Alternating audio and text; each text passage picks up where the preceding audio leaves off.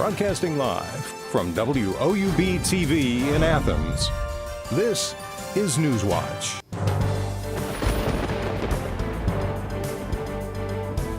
Hi everybody, I'm forecaster Nicholas Snyder. Well, it's been just a gorgeous day, all due to this high pressure over West Virginia, and that's going to be the dominant force for this weekend. More on that in a second, but first let's get you through tonight. Beautiful night, albeit a little chilly. Make sure you grab a jacket as you go out and about. 55 will be the low temperature for the evening.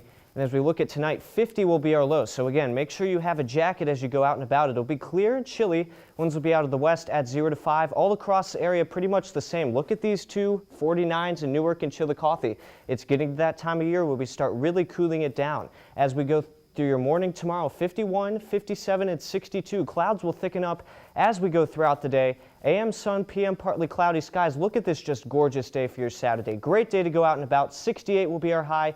Winds will be out of the north at 5 to 10. All across the area, same gorgeous weather. Look at this big ball of sun off to the west. Clouds will stay overhead off to the east and south, but these temperatures are beautiful in the upper 60s and lower 70s. Again, all due to this area of high pressure, which is not visible now as it moves up over this graphic. We do have a little bit of a cold front off to the west in this low pressure area south, but that's not really going to affect us at all this weekend, as it will just stay beautiful. Here's the extended forecast. That cold front I mentioned earlier may stir up a couple of showers and thunderstorms on Tuesday, but look at this warm up on Monday. 80 degrees before we cool you back down into the 70s on Tuesday. And then we cool you back into the 70s for the rest of the week. 78 on Wednesday, 78 on Thursday with a 40% chance of showers, and 79 on Friday.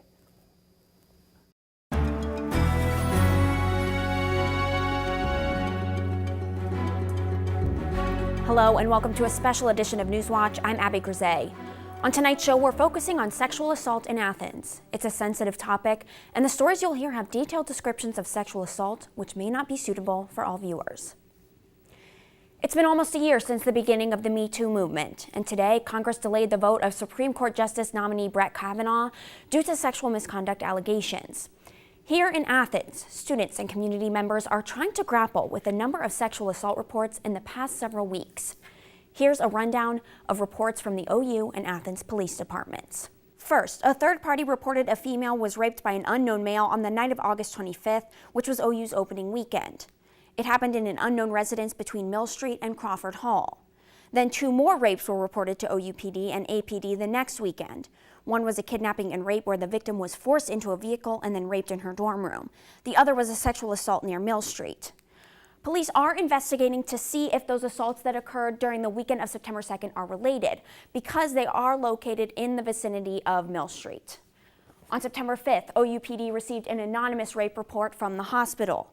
The male suspect touched the female victim without consent and used force to engage in sexual conduct after being told to stop.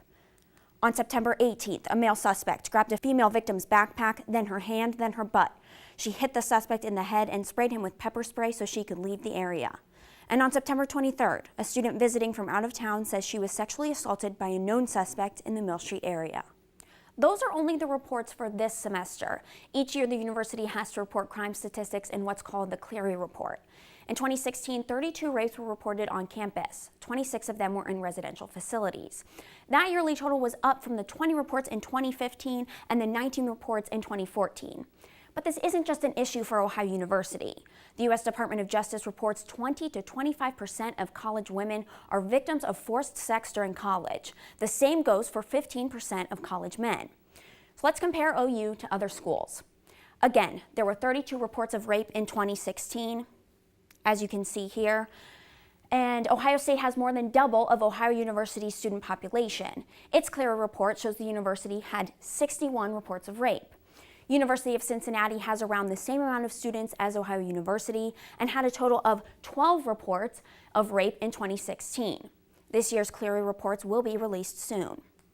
In the Athens City Police Department 2017 report, it says there were 31 reports of rape in the city. This is more than the 10-year average of 22 reports, but it's down from 2016, which had 40 reports of rape. But the total amount of sexual assaults doesn't account for victims who have not gone to the police. Newswatch's Taylor Pacelli spoke with one survivor who's speaking publicly for the first time about the night she says she was sexually assaulted. Taylor? 2 years ago, Heather Griffiths was looking forward to celebrating after getting into her sorority. But as you'll hear from her, that night has altered the course of her life. I just sort of want to still to this day move past it and forget about it. Heather Griffiths, a former Ohio University student, says she was sexually assaulted the night after she joined a sorority, a day known as Strat Monday. We all went to this party, and so we show up this house, and right, obviously everyone's drinking, everyone's having a fun time, there's music, there's beer pong out on the table, just like people are all mingling and hanging out, that kind of thing. Griffith says soon after arriving at the party, she struck up a conversation with a guy. He was wearing a Canadian hockey jersey for the Maple Leafs, and I'm Canadian and I support the Maple Leafs, so I sort of was like, oh, hey, you're like a Leafs fan, I'm Canadian. He sort of then like started to talk to me and started to flirt with me. They played drinking games together, but like not on the same team as me, like against me, which I remember thinking was really weird. And so we started playing beer pong and he was really good and I lost, so I ended up chugging a lot of beer, which happens when you lose beer pong. But that was just the start. He kept handing me more beer and I kept drinking more and drinking more. When her friends decided they were ready to go home, Heather decided to stay. And I asked him like, oh, will you walk me home afterwards? Like, I want one more drink and then will you walk me home? And to this day, I'm like, why? Like, I don't know. I guess like part of me still thinks, like sort of blames myself for that, I guess, of just being like, why did I stay? Like, that was so dumb. It escalated quickly. I remember we went upstairs to his room. At some stage, I remember throwing up in his bathroom. And I remember him being really mad that I threw up. And then I remember having sex. And I don't remember if we said yes or no. I don't remember how it happened.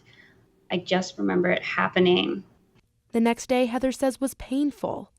And then I woke up and I was completely naked and he was completely naked. And I just remember my head hurt and my stomach hurt and like every joint in my body just really hurt. And I'd been hungover before, but I was just like in so much pain. I remember remembering like the joints in my toes hurt. I wasn't sure what happened and that I wasn't okay with what happened. And 2 years later, she's still struggling with how to come to terms with what happened that night. It's something I fight with a lot. He's graduated now and I don't even know his last name. And I don't know, like part of me still is in really big fear of just being shamed.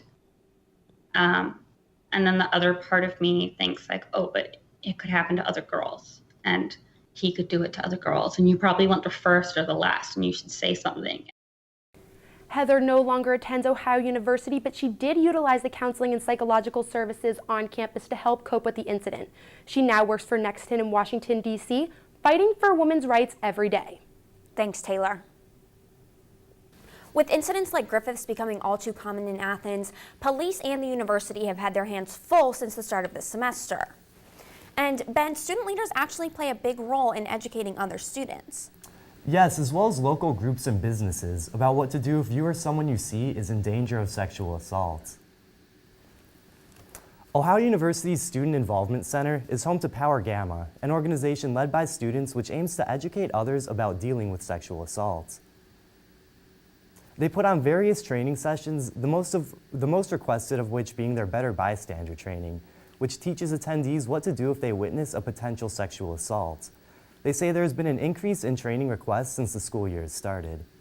After the first one, things were getting heightened, and after like 3 and 4, then it almost felt like a lot of the campus was in a panic mode, and a lot of people, like a lot of younger students were turning to, like their RAs, their learning community leaders, their professors, and those people were turning towards OUPD, Power Gamma, Better Bystanders. And I mean, I thought that would be coming because I even noticed in the jobs I do, people are talking about it a lot. OUPD has also been working more closely with the university recently. The department, along with OU's Student Involvement Center, will be hosting a seminar outlining the process of what happens after a sexual assault is reported in early October. Athens Chief of Police Tom Pyle says reporting a sexual assault is an important step for victims to take. even if they want to remain anonymous. We have seen an increase in survivors reporting anonymously, and that's done kind of to protect their options down the road. And that's something that we strongly recommend, even if somebody doesn't want to come forward and pursue a criminal matter, that they at least start the process anonymously by getting a sexual assault kit done within 72 hours of the sexual offense. Both the Athens and Ohio University police departments have been working closely together on their investigations of the sexual reports this year as well.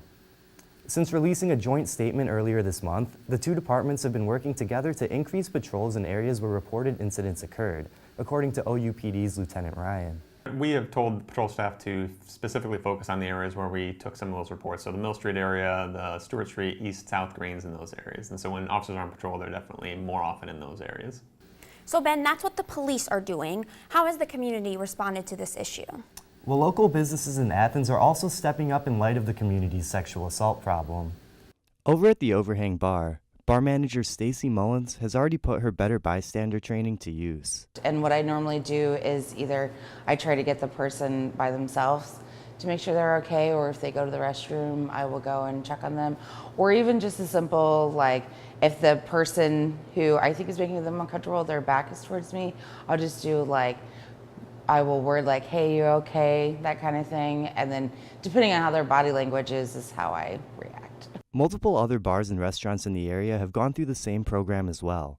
However, even places that haven't gone through formal training, like Lots of Pizza, want the community to know that they're here to help. Thursdays, Fridays, and Saturdays we're open till 3 a.m.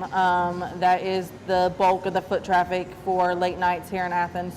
And we just wanted not just females, but every student or every person to realize that if you feel unsafe or you don't have someone with you, come here, we'll help you.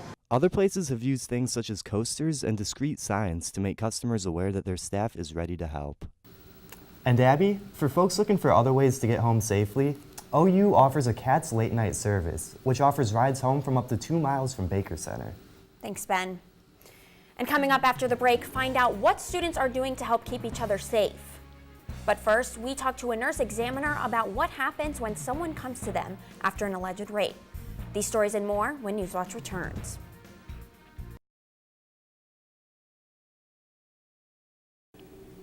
Sexual assault doesn't just end after the crime has occurred.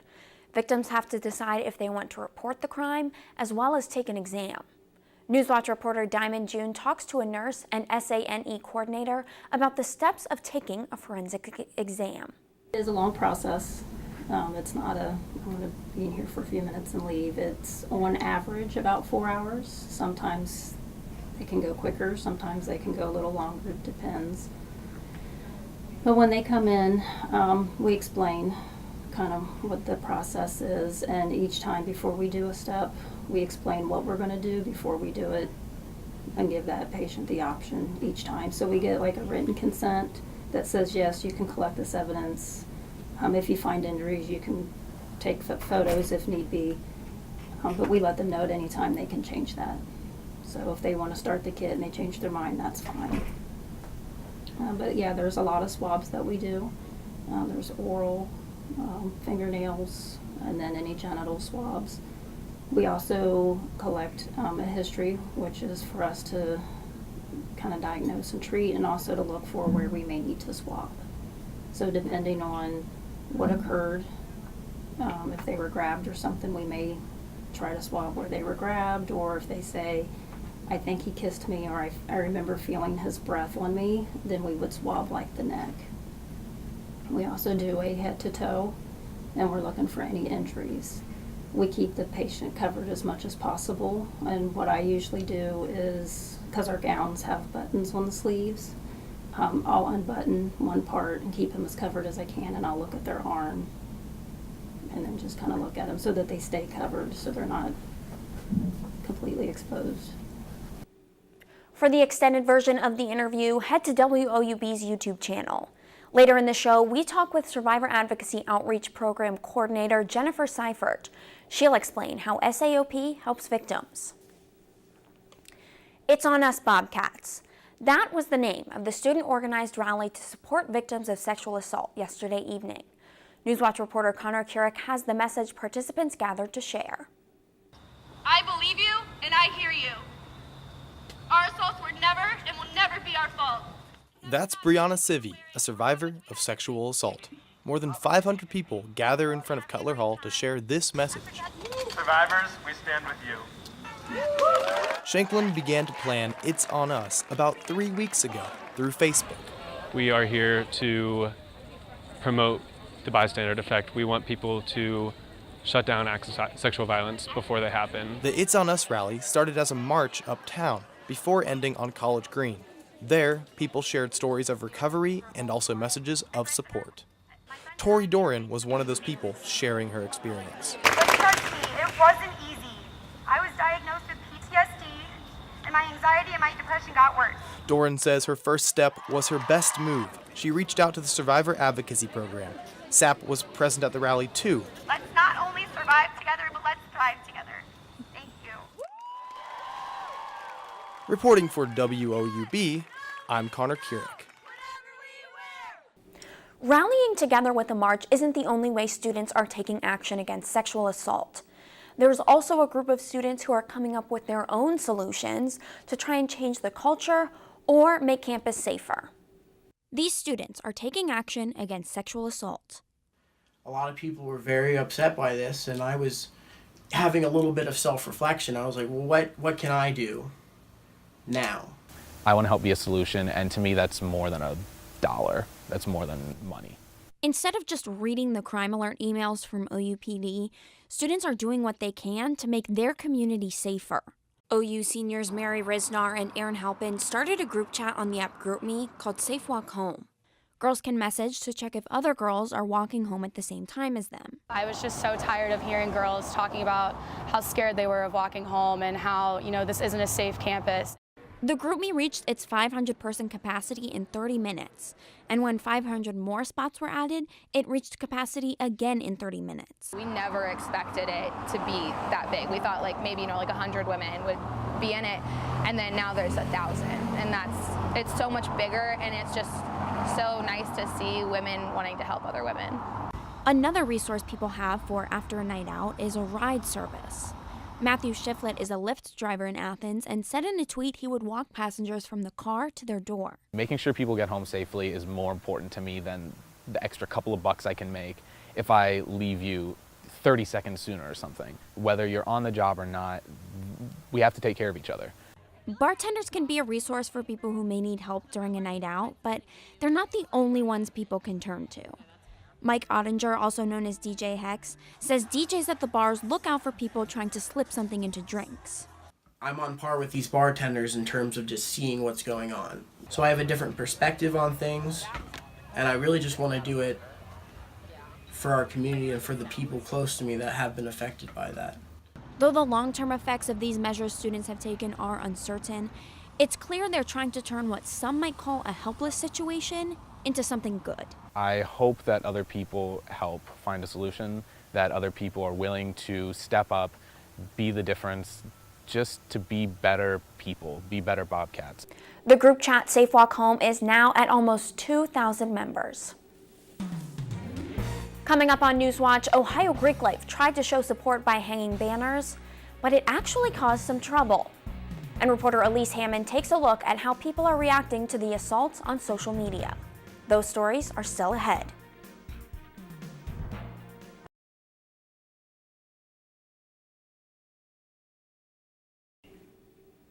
Twitter is one place people go to share their opinions. Many people took to the platform to tweet their thoughts about the recent string of sexual assault reports in Athens. Newswatch reporter Elise Hammond walks us through some of those online reactions. Students, the community, and law enforcement have all been speaking up, tweeting about a string of recent sexual assault reports. Students in Greek Life were the first to take a stand by hanging banners. Kristen Hanna tweeted photos in her support saying Ohio Panhellenic is standing up and standing together. The Interfraternity Council tweeted a similar post featuring fraternity houses with banners that read, "Stand with survivors." June says she is a survivor who withdrew from OU because of sexual assault on campus and said in a tweet, The student body standing together and speaking out makes me so happy, especially in such a bold and powerful way. But as more and more reports came in, the Ohio University Police Department's tweets were trying to show what they are doing to combat the culture.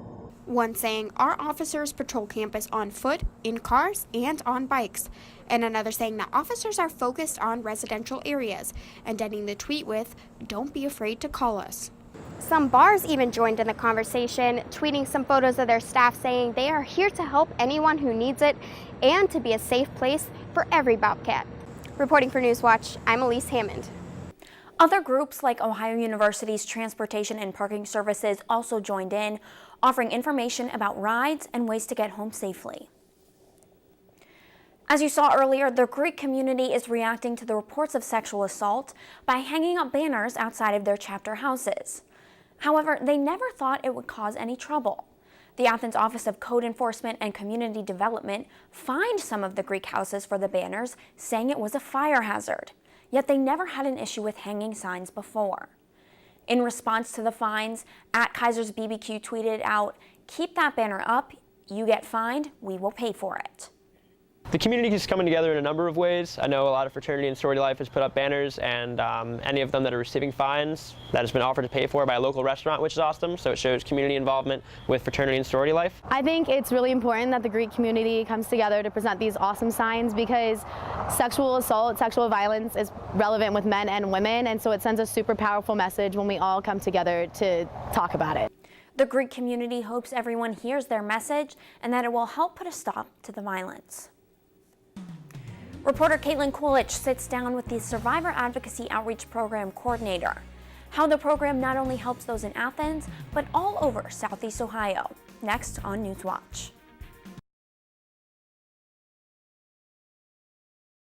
Sexual assault is not just a campus issue, but an issue within the Southeastern Ohio region. Caitlin Coolidge sat down with Program Coordinator Jennifer Seifert to talk about what the Survivor Advocacy Outreach Program provides.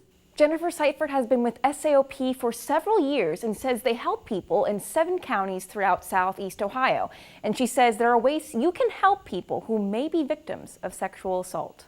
So we're here with Jen Seifert. Thank you for joining us. We really appreciate you coming out and talking with Newswatch. So can you tell us a little bit, just some background on what is it, the Southeast Advocacy Outreach Survivor Advocacy Outreach Program, SAOP is what we say. So we're a confidential rape crisis center that serves 7 counties in Southeast Ohio. So that includes Athens, Hocking, Perry, Morgan, Vinton, Gallia, and Meigs. So really kind of the entire Southeast Ohio region minus a few of the counties. And so what we do is provide advocacy services and prevention education to our communities. And the advocacy services we provide to survivors of sexual violence, domestic violence, and stalking. So most kind of relational type violence, we will work with someone to help with medical issues, legal issues, oftentimes, accompanying those folks to court. If that's the path they should choose, we can, help people report to law enforcement if that's what they would choose. But we also operate a 24-hour crisis line, and that's available to anybody to call 24 hours a day, 7 days a week, to get in touch with an advocate. So if they want to learn more about our resources, or if they want somebody to talk to, that line is always available, and someone will answer.